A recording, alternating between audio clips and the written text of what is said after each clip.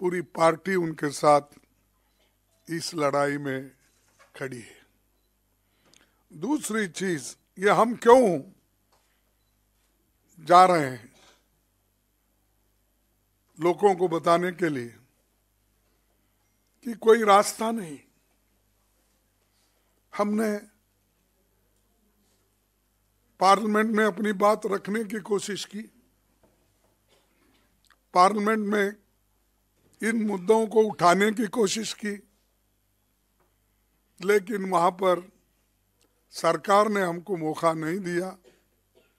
और मजे की बात यह है, भाई कोई आदमी साइलेंट बैठ रहा है उसको भी सस्पेंड, जो उठ के खड़ा है उसको भी सस्पेंड, जो कुर्सी पे बैठा है उसको भी सस्पेंड।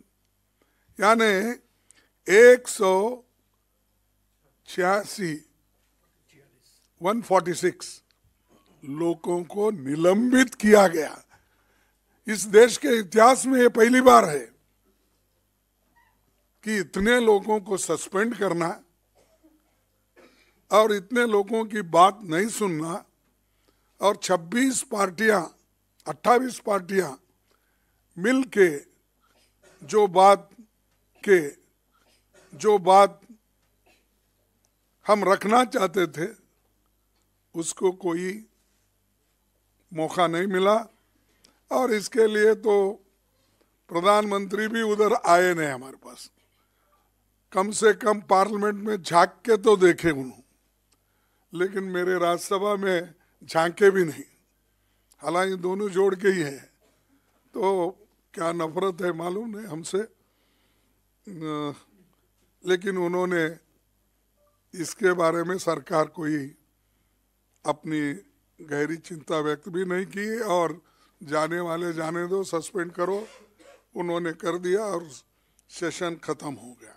इसीलिए अब हम लोगों को ये बताने भी जा रहे हैं, और जो एनजीओस हैं, जर्नलिस्ट है, किसान है, छोटे मोटे व्यापारी है, दलित है, और पिछड़े हुए वर्ग के लोग हैं, और इंटेलेक्चुअल्स है, और जो ट्राइबल सेक्शन, ये सब लोग जुड़ जाते हैं रास्ते में और मिलते हैं।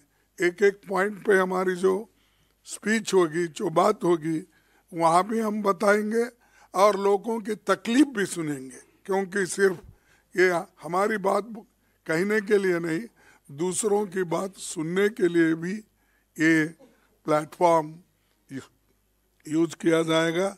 और ये जो है हमने शुरू किया है, एक बहुत अच्छी बात है, और आपका भी कोऑपरेशन ज़रूरी है।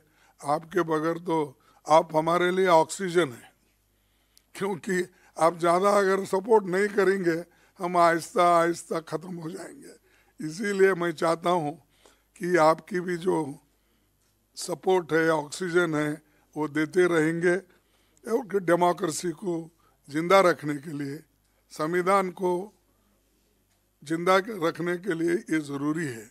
और संविधान ठीक है तो आपका भी फ्रीडम ऑफ स्पीच, एक्सप्रेशन, ये सब टीवी गीवी चलेगा, लिखना पढ़ना चलेगा, नहीं तो आपको भी आहिस्ता आहिस्ता से मुंह बंद कर देंगे। फिर बाद में सिर्फ मुंह बंद करके सिर्फ लिखना पड़ेगा, वो भी फिर बाद में हाथ भी आपको बंद करवाएंगे, पेन भी। तो ये मेरे सबके लिए एक ये है, तो आप इस पर ध्यान लीजिए। और जो क्रिमिनल एक्ट उन्होंने पास किया 3, आज